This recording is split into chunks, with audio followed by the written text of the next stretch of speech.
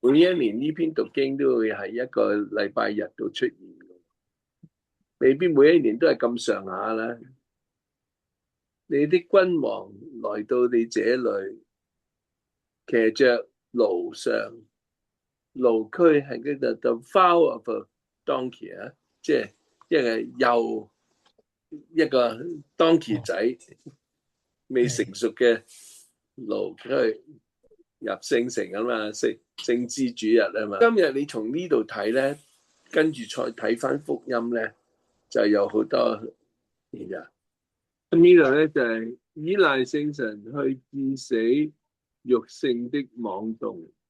其實如果真係有智慧同明達嘅人咧，咁亦都係良善心謙嘅。不過呢個即係智慧明達，因為人嘅語言都係好難嘅。係正式聖神俾你嘅智慧同明達咧，因為呢個智慧同明達係聖神七恩嘅其中兩樣啊嘛。咁我估呢啲係講，好似保祿宗徒就講啲，即係世上嘅智慧，世上嘅明達。好啦，能夠明白呢個智慧同世上嘅明達同智慧咧，就同聖神俾你嘅有啲唔同。呢個用翻阿毛斯先知書咧，就會睇到你哋會我黐翻上去啦。阿毛斯先知書就話俾我哋聽，就係同嗰啲以色列民族講，佢話由世界上一切種族中，我只揀選了你們。呢個上主同佢哋講嘅。但係如果兩個人冇預約，豈能同行？如果獅子冇獵物，點會由林中敲炮？幼獅如果冇捉到嘢，點會洞中敲叫？雀鳥如果冇食嘢，點會落地？嗰個 trap 啊，機檻若無獲就走唔掂地利，即係點會彈起嚟咧？但係你哋以為有上主嘅計，有上主嘅同你嘅盟約，有上主嘅十誡，有傳落嚟嘅傳統，你就以為冇問題。佢話你慢慢已經慢慢嗰個傳統嗰啲十誡，你已經開始守十誡，唔係攞住個中心思想。咁呢個好清楚啊。守安息日，耶穌醫好病唔得，你係犯罪啊。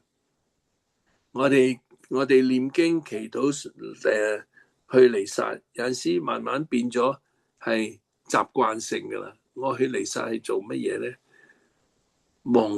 忘記初心，會忘記初心，所以呢啲係好慢慢咁忘記，因為我哋不，所以咧佢哋呢度咧就有一個咧，火中抽出來的木柴，我唔想你滾瀉水啦，你而家燒到紅啦，啲水滾瀉啦，我要抽出嚟嘅木柴。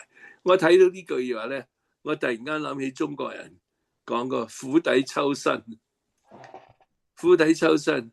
即係天主話：你而家唔掂啊，好唔掂啊！你慢慢又滾瀉噶啦，你都唔知啊！就係我哋自己要小心，我哋祈禱唔好急，唔好趕，橫掂都係15分鐘噶啦，念玫瑰，咁慢慢即係俾心機念咯，集中精神。係我哋個人係好容易分心。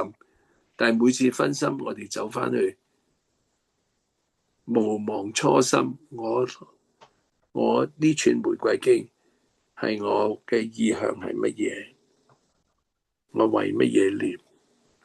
就翻去，每次走翻去，唔緊要，分心走翻去。有陣時會差唔多成串玫瑰經都分心，因為嗰日你有啲嘢係好困擾你嘅。咁唔緊要啦，不過即係我哋自己慢慢唔好祈禱同彌撒變咗例行公事，